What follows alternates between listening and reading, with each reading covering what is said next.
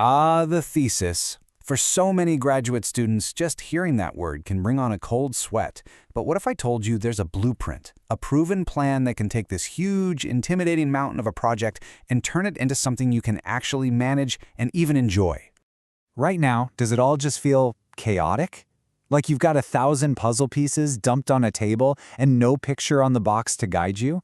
Yeah, you're definitely not alone in feeling that way.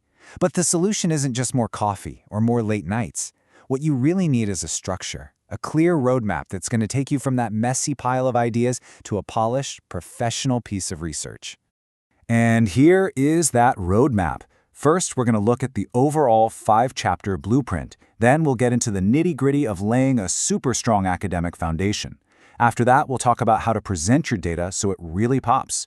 Then comes the most important part, crafting your so what. And finally, we'll add that professional polish that makes the whole thing shine. Okay, let's start with the big picture. Think of your thesis like you're an architect designing a building. You wouldn't just start throwing up walls, would you? Of course not. You'd need a solid plan. Well, the 5-chapter model, that's your architectural plan. It's a structure that scholars have used forever because, well, it works. It ensures your argument flows logically and makes total sense to anyone who reads it. This is the classic IMRAD structure, which you've probably heard of. It stands for Introduction, Methods, Results, and Discussion. It's the gold standard because it tells a complete story.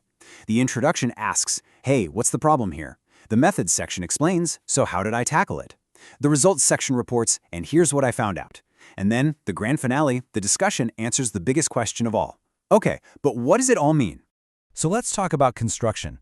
The first 3 chapters, these are your foundation. And I mean, you have to get these right. If this part is solid, the rest of the thesis is so much easier to build. These 3 chapters work together to explain what you're studying, why it's a big deal, and exactly how you went about it. Okay, so Chapter 1 is your hook. This is where you point out a gap in what we know. Not just some random thing nobody studied, but a problem that really needs an answer.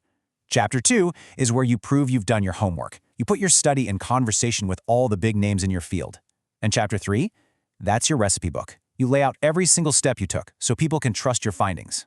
See that flow? What, why, and how? Perfect. All right, foundation's poured. Now it's time for Chapter 4, your results. You've done the work, you've crunched the numbers, and now you just show them. The number 1 rule here is to be objective. Think of yourself as a news reporter on the scene. You're just presenting the facts, exactly as you found them. No interpretation, no opinions, not yet anyway.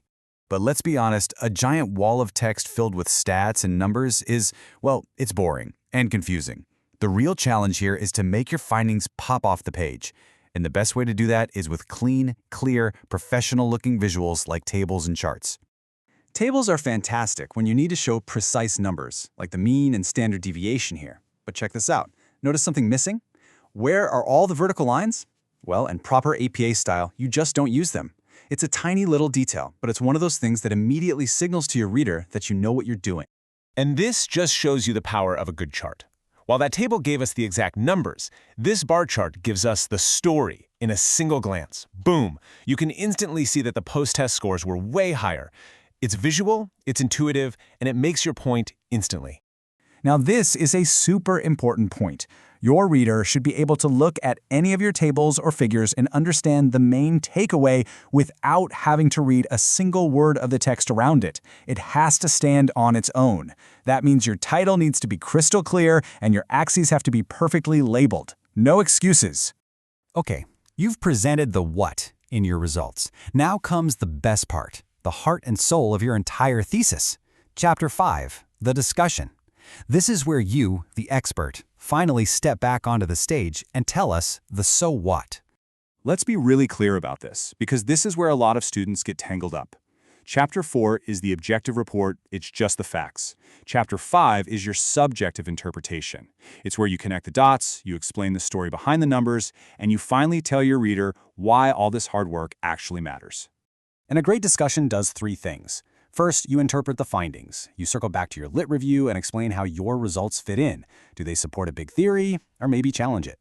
Second, you have to talk about the real-world implications. So how can a teacher actually use this information in their classroom tomorrow? Get specific. And third, you show that you're a mature scholar by acknowledging the limitations. No study is perfect, and admitting that, well, that shows strength, not weakness. All right, we're on the home stretch. You've done all this incredible work, and now it's time to put on the final professional polish. And for most of us in the social sciences, that means one thing: APA style. Now, try not to think of it as a bunch of annoying rules. Think of it more like the beautiful custom frame for your masterpiece painting. At its core, APA style is just about consistency. When everybody formats their citations and the references the same way, it makes it way easier for us to focus on the actual ideas. It's basically the shared language of serious academic research. So here are a few must-knows. Get your in-text citations right. Know the difference between a paraphrase and a direct quote. Oh, and here's a big one from the newest APA edition. You now use et al. For 3 or more authors right from the very first time you cite them. Also, your reference list should only have sources you actually mentioned in your paper. And yeah, you gotta sweat the small stuff, like getting that hanging indent just right. Let's do a quick lightning round recap. Your introduction? Your job is to point out the gap. Your results? Just the facts, no spin. Your discussion? That's where you explain the why and the so what. And for APA style, the #1 golden rule is making sure every single citation in your text perfectly matches an entry in your reference list. Because at the end of the day, this whole thing isn't just about finishing a requirement for a degree. It's about joining a massive global conversation. When you follow this structure, you're making it possible for your ideas to be heard, to be understood, and to contribute something genuinely valuable to your field. So, I want you to set aside that feeling of being overwhelmed for a minute and focus on this instead. With this blueprint in hand, with this clear path forward, what new insight, what fresh idea, what piece of knowledge will you bring to the table?